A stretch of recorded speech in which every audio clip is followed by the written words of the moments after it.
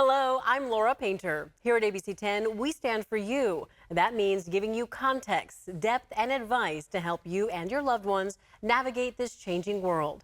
So we're sharing a collection of stories the team has been working on. First, going back to school may be getting more expensive for students at Sacramento State University. A proposed increase for some mandatory student fees is in the works. ABC10's Devin Truby attended a forum on the topic, and here's what she learned. To make us one of those destination campuses. Sacramento State University students getting the opportunity Monday to ask questions and give feedback on potential fee increases. The university said this will make Sac State more competitive. Majority of fees haven't been raised since the 1980s, plus they're dealing with budget cuts from the state.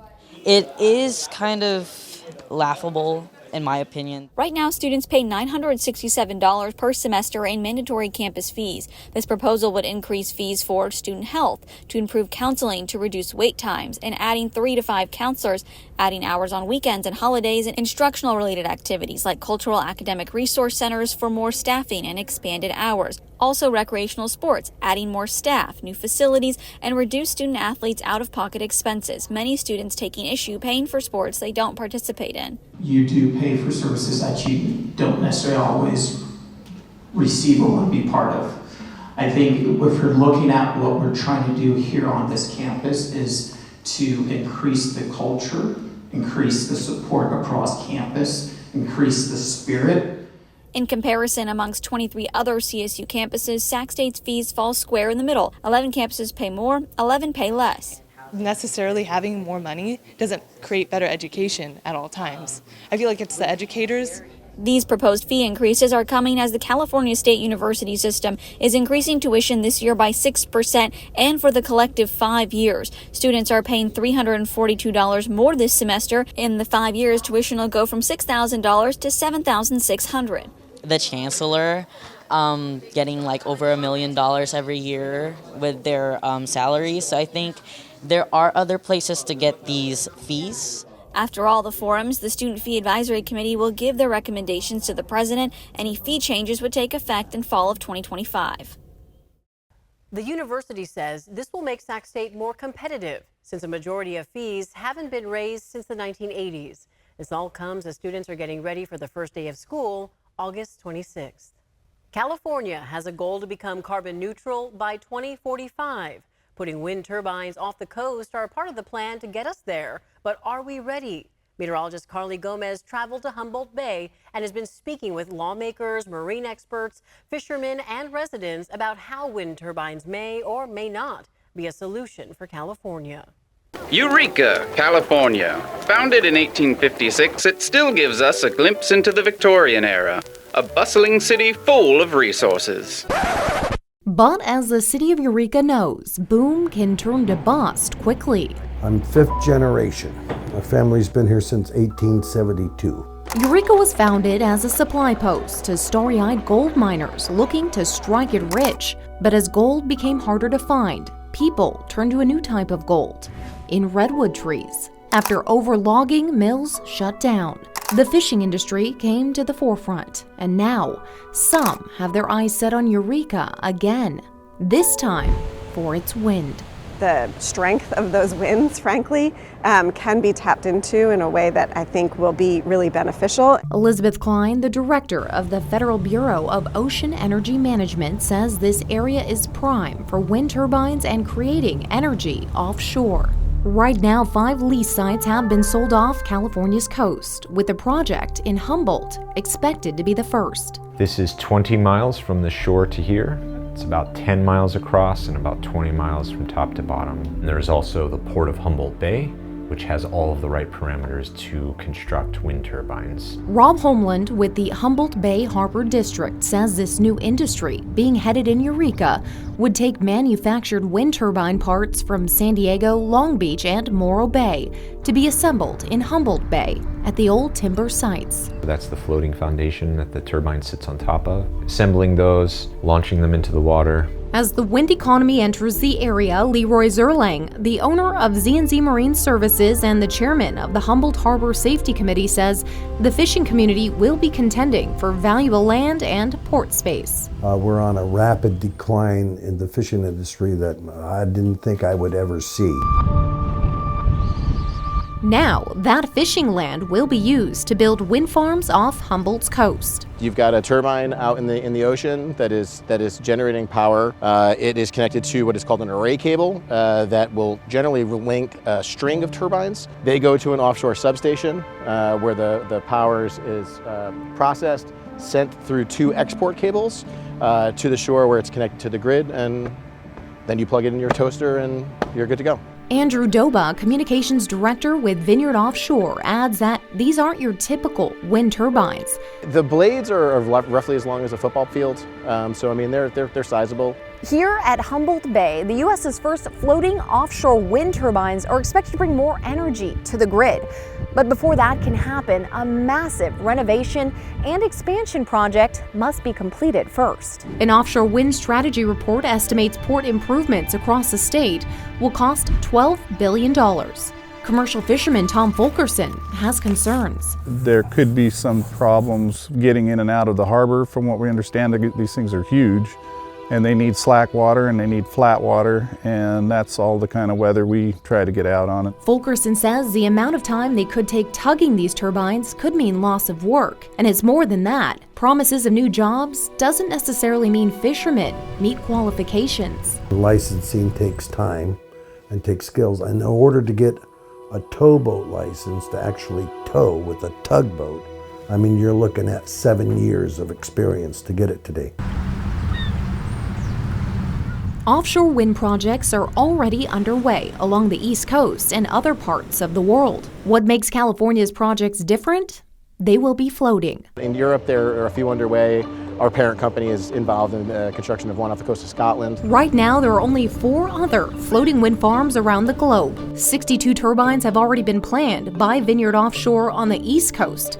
An actual number of wind turbines for California has not been provided. Our flagship project is currently under construction. That's known as the Vineyard Wind Project, Vineyard Wind 1. That is going to be an 800 megawatt project off the coast of Massachusetts, enough power to supply 400,000 homes. In 2021, the California legislature passed AB525, requiring a strategic plan for offshore wind energy off California's coastline to help California meet their renewable energy goal, generating 2 to 5 gigawatts of power by 2030 and 25 gigawatts by 2045. We're at about 61% now. We need to get to 100. That remaining 39% of that, maybe up to 10%, could be delivered by offshore wind generation. Jana Gagnon, a senior advisor to the governor's office for offshore wind energy, says this type of energy is already being used in other countries. So why not California? We need solutions to transfer away from fossil energy as fast and as manageably as possible. But fishermen we spoke to say there needs to be a way to find a solution for everyone. We're not here to stop wind power projects. You know, fishermen are not opposed to renewable energy at all, but we are opposed to losing 4,000 miles of fishing grounds north of San Francisco. That's what we're looking at over the next 30 years. Ken Bates, president of the California Fishermen's Resiliency Association, helped author a minimization and mitigation plan regarding offshore development. The fishing grounds offshore here are super productive. They've always been that way. The plan lists potential financial impacts, noting things like the loss of gear to transmission lines, lost income to fewer fishing days, the effects on tribal fishing grounds, congestion in and out of the port, and impacts on marine life. We're going to lose huge areas of trawl grounds, of bottom fish grounds. So all the whitefish, you know, fillets, black cod, things like that people normally would buy at the market, that's going to come from somewhere else. Mike Conroy with West Coast Fisheries Consultants agrees. You know, we need to be mindful of the choices that we as consumers make, and you know, not only what tastes good, but what's healthy. And you know, if you're concerned about having a favorable limit on the climate, then yeah, choose locally harvested seafood for sure. Conroy has been hired by the state to help represent the fisheries and consult on issues the fishing industry is facing. We don't know what the cumulative impacts on not only fisheries, because that's one aspect of it, but the shoreside dependent users of that, the fishing communities, the marine ecosystem itself. You know, all of these things are so interrelated. Joseph Street with the California Coastal Commission says sonar is being used to do research and survey sites, but it comes at a cost. There's concern that the sound that's used in the surveys could harm marine life, whether it's whales and seals or fish. And a lot of it depends on the details. It depends on how loud the sound is. It depends on the frequency of the sound that's used. Fishermen say the lucrative crab industry is also at risk. They're sensitive to pretty much everything. If they come up against a transmission line that's underground, I don't know what that's going to do to the migration of the crabs. But Benjamin Ruttenberg at Cal Poly San Luis Obispo says some studies have been done showing limited effects on marine life.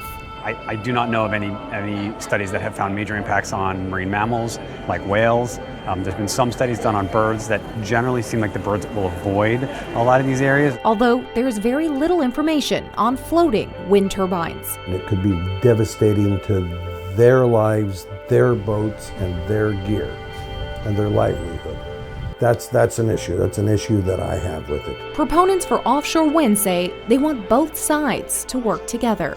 We want to hear from fishing communities and from tribes about why these areas are important and how we can really minimize the impacts of this type of development. Tribal members with the Wiyot tribe in Humboldt didn't return our request for an interview, but earlier this year the Yurok tribe and Bear River formally opposed offshore wind. When it comes to transmitting energy onshore through floating substations, many are asking, is the grid even ready? You can think of the transmission lines that are running to the Humboldt coast right now as little capillaries. We need arteries. We have to build new grids to interconnect where the wind blows the best. Right now, there's no clear plan for which power plants will be used or what needs to be built to transmit power to the grid. If we're going to do this, let's do it right. Let's be thoughtful about it. And for those who call Eureka home, another turning of the tide may mean a new way of life. Everybody's worried about that's gone through the cable.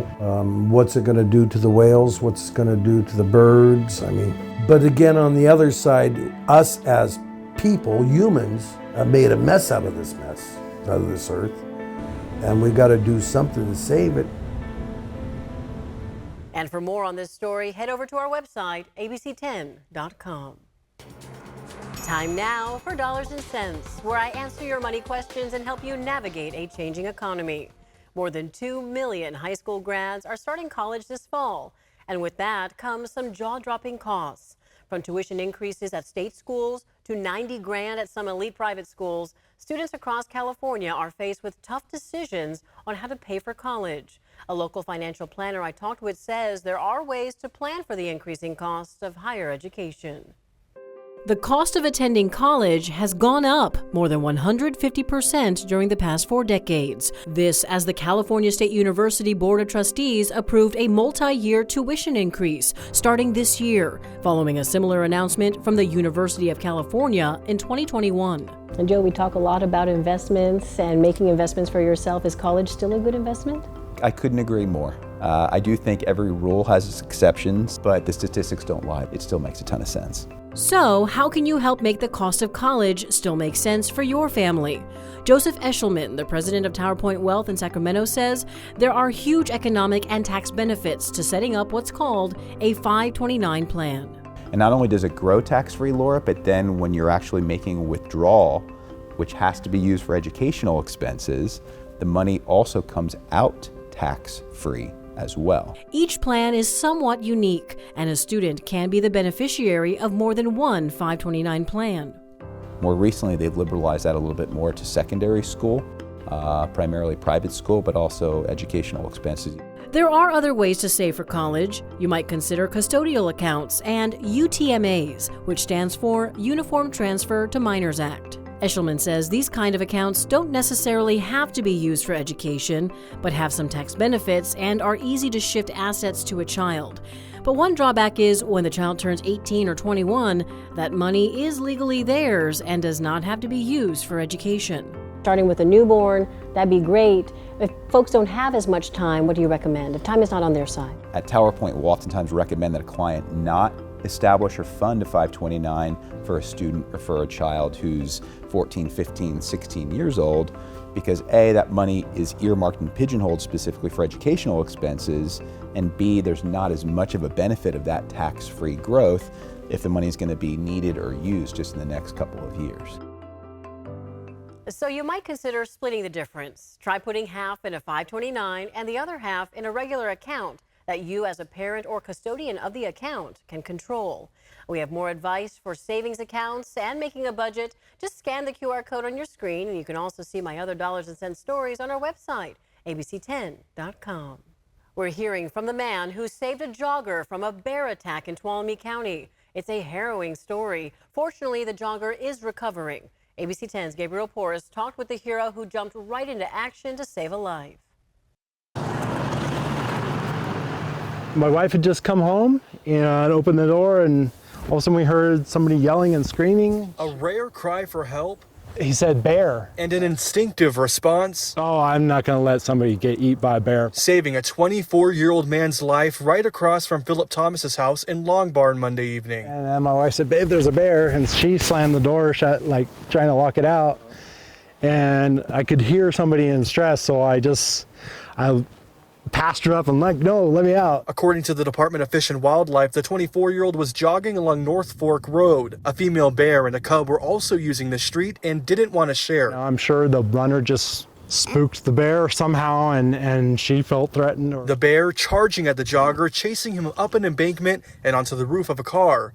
Paws started flying. He had a big old hole in his leg, and I came out and grabbed these two metal chairs that I have and made myself really big and started clanging them together. And it took off down the hill, and it turned around and paused and looked at me.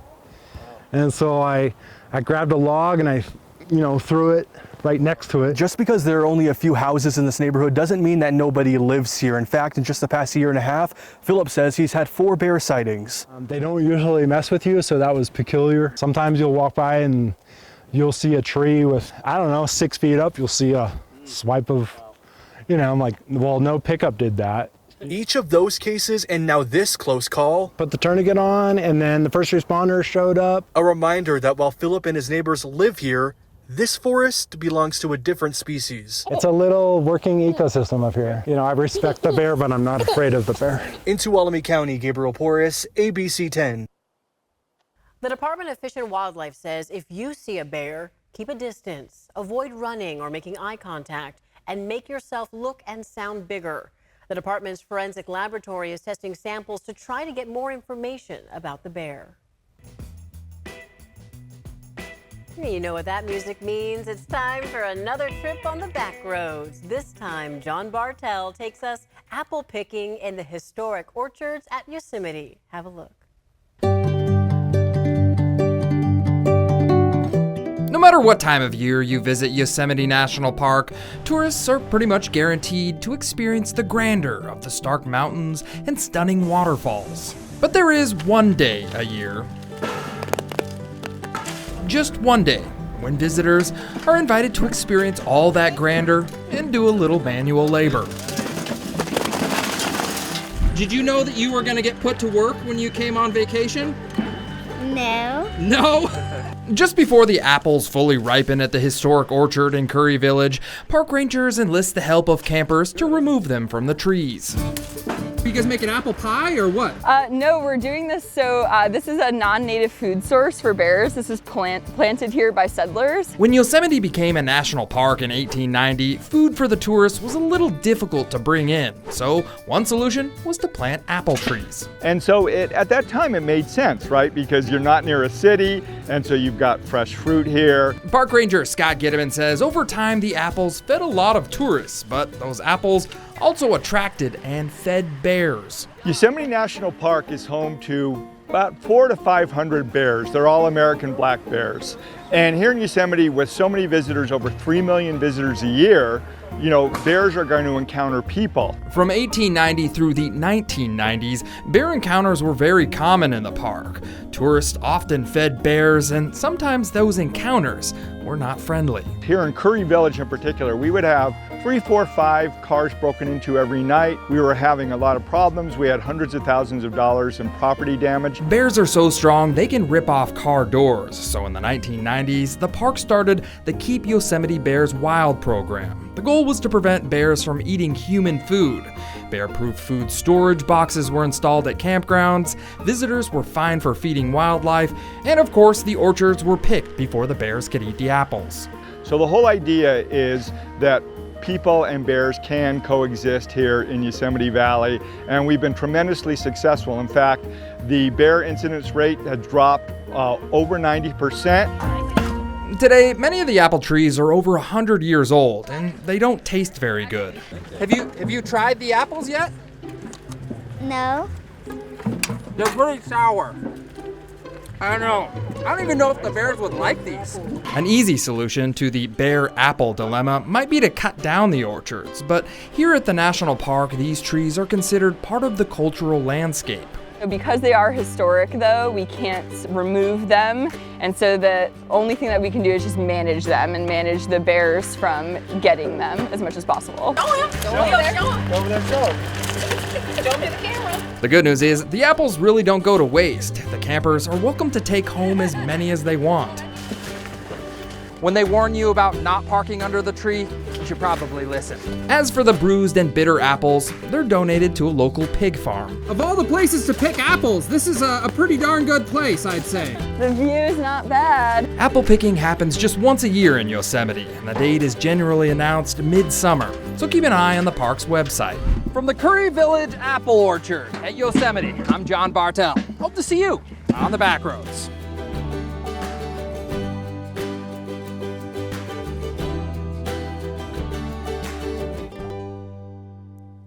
Now it's your turn. Got something in your town that will be a great road trip destination? Let John know all about it by texting your idea to 916-321-3310. And don't forget, we have more features just like this on the ABC10 Plus app. That's where you can also find the latest newscasts and headlines and stay up to date on weather conditions. Thanks again so much for watching. I'm Laura Painter. Take care and see you next time. If you have a problem, 10 on Your Side is here to help.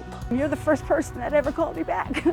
Out of anyone in 17 years, he's the first person who's ever stood there and actually did something for me. Had I not gotten you involved, I may still be arguing with PG&E over an $857 bill. It was, you know, we just are so grateful for what you guys have done. Watch 10 on Your Side weeknights at 6, only on ABC 10.